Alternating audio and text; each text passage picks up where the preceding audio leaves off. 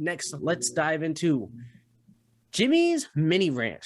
Jimmy's time to awesome. dive into own the show for a minute. So let's do it.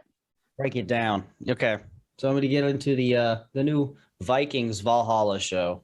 Okay. And how it differs from the original or stems from also. Now I want to ask, sorry, I'm sorry not to interrupt, but Vikings, is that Hulu or Netflix? Because I know it's on Hulu right now. Started on History. It started on History? Started on History, and then Hulu, I think Hulu picked it up. And then I think Netflix Valhalla picked it up. Yeah, I was going to say Valhalla's on Netflix, right?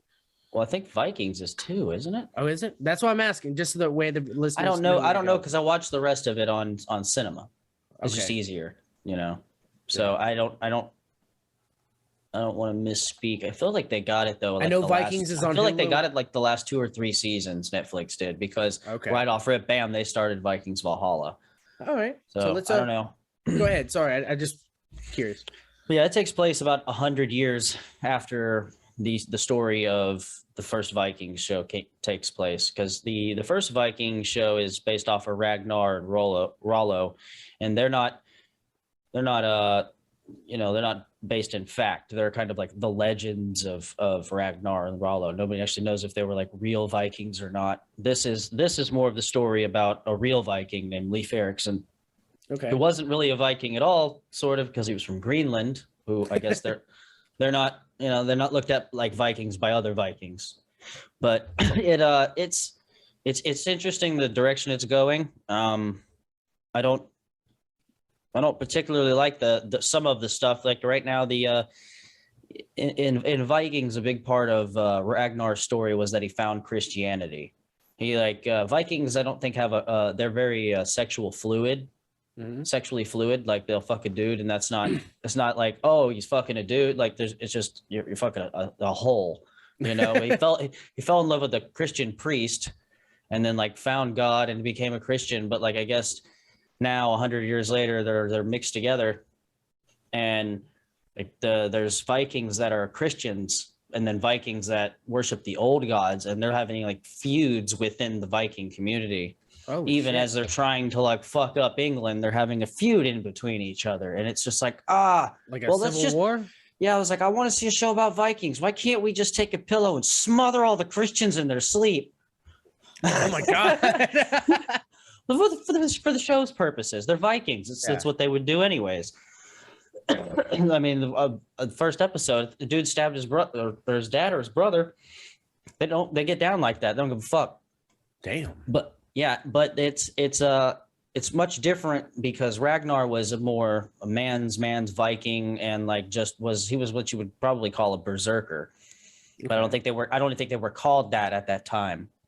But now conceptually, that's what he was. Yeah. Now there's a character, Harold, and he is a berserker. Dude's wearing a fucking wolf pelt and 2 axes in his hands, just fucking Englishmen up.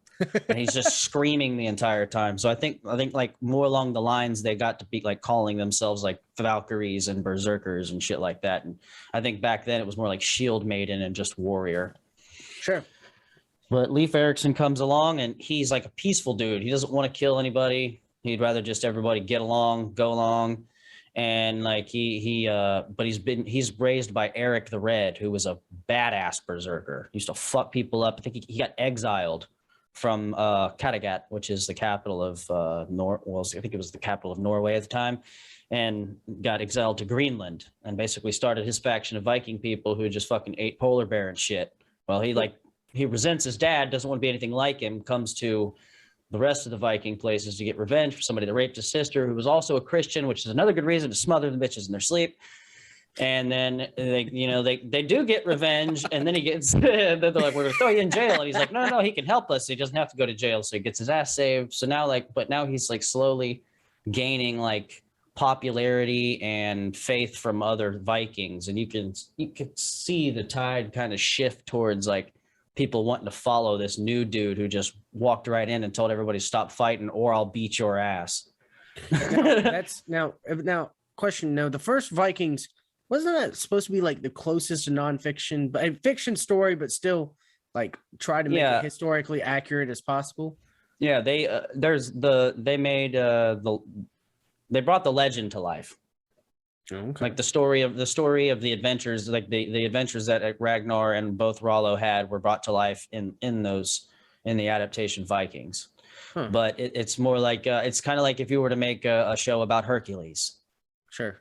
Like to Viking, like Ragnar is like their Hercules. Gotcha. Okay. Well, definitely. If y'all haven't seen that yet, go check it out. Yeah, it's cool. It hasn't you can tell like there's a big hammer coming soon. There was a little hammer already, and there's a big hammer coming soon. You can just tell it's about to hit. It's probably second to last episode of the season, but I can feel it coming. I'm only three episodes in, but it's gonna get good. All right. So does that conclude your segment, sir?